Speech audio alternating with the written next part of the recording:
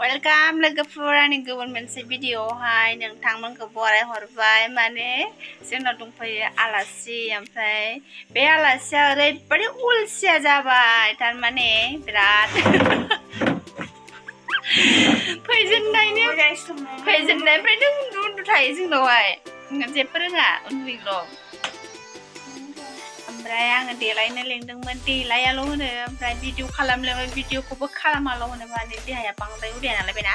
ओंखायनो बेबादि जादों खोमा बेयो ओमफ्राय आंहा ओरैबायदि गोसो जादोंमोन माने भिडिअ खालामनो लोगोबो गैया ओमफ्राय मबाइल हमनानै होग्राबो गैया आरोखि देलायानो मालाय नै खानाय फिथराबो जा गिदिर देलायाल' होनथारो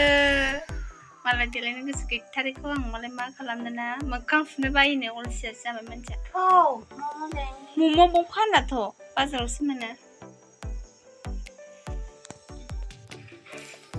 मम' जानो दोनलांसै आङो बेखौ बाजारावहाय बिराद थैनो बायदि मम' जानो लुबैदों देलायबाय नै देलायामोन माने बाजारावहाय थांनो होननायखायसो देलायबाय आरोखि बिरादनो अलसिया जाबाय नालाय देलायनो बाग्रा जाबाय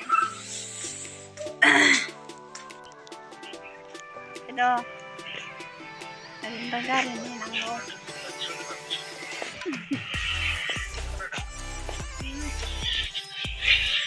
बाजाराव थांसै लोगोफोर नायलांबाय था भिडिअखौ बेनि मम' जानाया माबायदि जायो सासे आसामनि सासे बिटिआरनि जाबाय आसामनि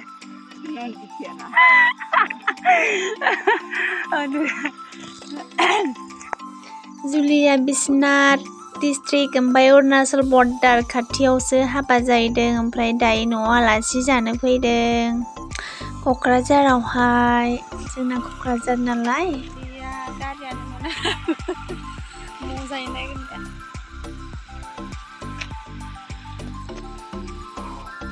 ओइ मुरुमि दहाय स्कुलाव मानो थाङाखै खाथा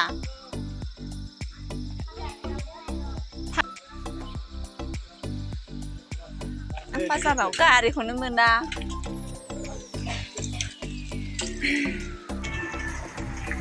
गारि मोनबायनो लोगोफोर थांगासिनो मोनालायबा नोंसोर लागोआव मा होनो बे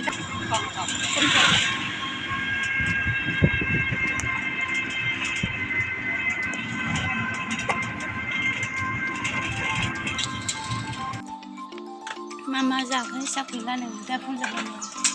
गोद मोननाय बाजाराव थांस्लाबासो लोगोफोरनि लामानि माबायाव जाबाय दखानाव नुथारदों जानायानो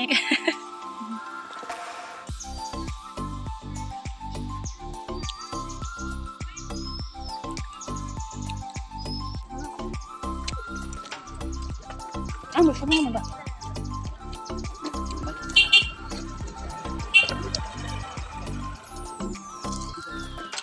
जानो मिथिला आङो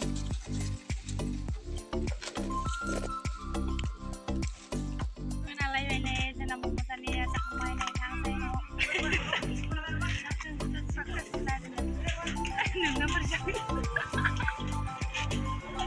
गोजोननाय थाबाय लोगोफोर जोंनि भिडिअखौ नायनायनि थाखाय ओमफ्राय मोजां मोनोबा लाइक ओमफ्राय कमेन्ट्स ओमफ्राय चेनेलाव गोदानै फैदोंब्ला अननानै साबस्क्राइब खालामनानै होदो